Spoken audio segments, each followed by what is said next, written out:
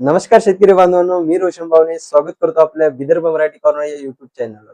आज तुमच्याकडे अतिशय एक आनंदाची बातमी आहे, ती म्हणजे पीक स्पर्धा ही सुरू करण्यात आलेली आहे आणि त्याची शेवटची तारीख काय आहे, अर्ज कसा करायचा, त्याचे कोणते फायदे आहेत आणि त्या माध्यमातून प्रथम 3 शेतकरी विजेत्यांना किती हजारापर्यंत रोख बक्षीस दिल्या जाणार आहे, ते आपण या व्हिडिओमध्ये सविस्तरपणे बघणार आहोत.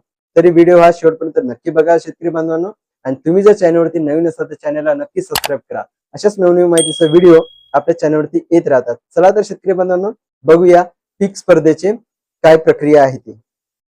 तर मित्रांनो, शेतकरी बांधवांसाठी अतिशय एक महत्त्वाची पीक स्पर्धा योजना महाराष्ट्र शासनामार्फत राबवली जाते. शेतकऱ्यांमध्ये नवा उत्साह निर्माण व्हावा आणि जे काही पीक घेतात त्याच्याबद्दल त्यांना उत्सुकता निर्माण व्हावी यासाठी ही योजना राबवली जाते. त्यामध्ये काय प्रक्रिया आहे, तर पिकाची उत्पादकता वाढवण्यासाठी हे उद्दिष्ट सरकारचं मुख्य उद्दिष्ट आहे. तसेच जे काही शेतकरी आहेत त्यांची पिकाची जी उत्पादकता आहे ती वाढली पाहिजे. यामधून स्पर्धात्मक उद्देश शेतकऱ्यामध्ये निर्माण झाला पाहिजे आणि त्यासाठी राज्य शासनाने ही योजना राबवलेली आहे. त्यामध्ये कोणकोणते उद्देश आहे आणि कोणते फायदे आहेत ते आपण यामध्ये बघूया.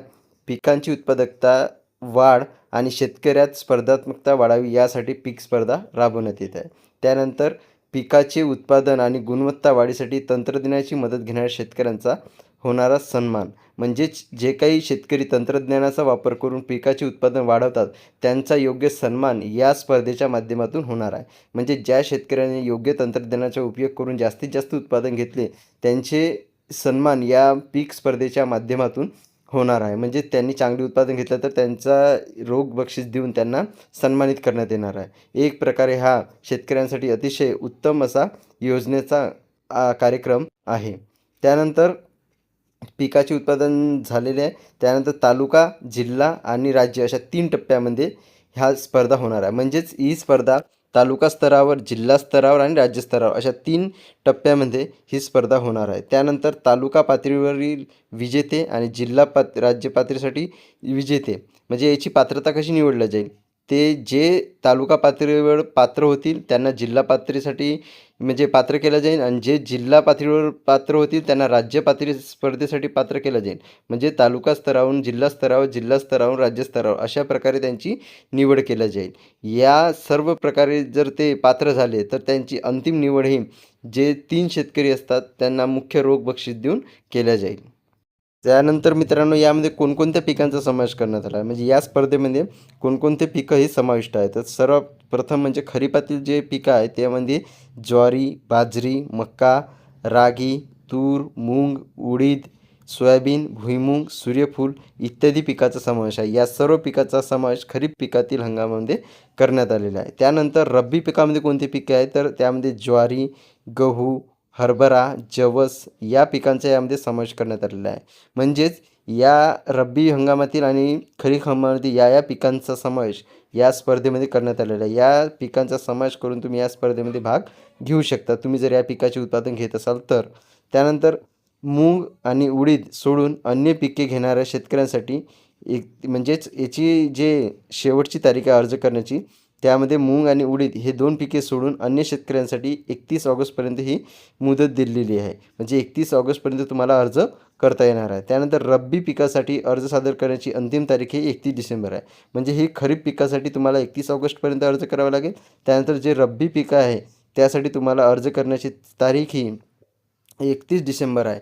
म्हणजे रब्बी पिकासाठी ही तारीख जास्त दिलेली आहे, त्यांचं उत्पादन घेण्यासाठी वेळ आहे म्हणून, आणि खरीप पिकासाठी तुम्हाला फक्त 31 ऑगस्ट दिले आहे.